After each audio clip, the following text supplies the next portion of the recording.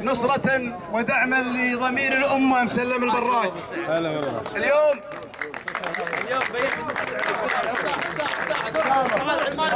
اليوم يا أخوان وصلنا رسالة إن الشعب الكويتي متضامن مع ضمير الأمة مسلم البراك.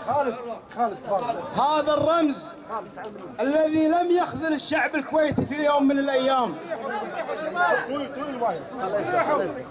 شباب اقعدوا شباب. هذا الرمز نبي هوا يا شباب، تكفون اقعدوا. الذي لم يخذل الشعب الكويتي في يوم من الأيام. ما في أي تجمع تضامني مع أي شخص كان من أي فئة إلا مسلم البراك أول الحضور وأول الداعمين.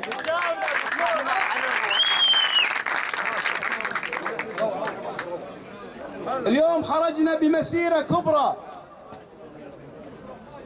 من الأندلس مرورا بالفردوس والعرضية وصباح الناصر والصليبية، لكن لأننا نريدها سلمية، أنهينا المسيرة في ديوان ضمير الأمة مسلم البراك. أشكر الجميع، جميع من حضر دعما ومؤازرة لضمير الأمة، فلكم كل الشكر. وأتمنى أن هذا الحماس يوصل ويتواصل في يوم 4/11. يوم 4/11 يوم 4/11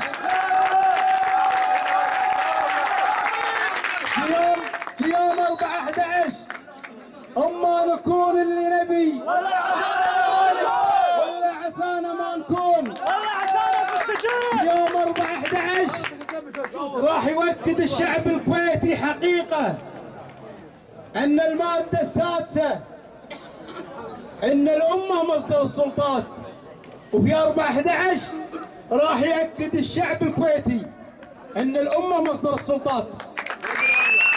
الآن أشكركم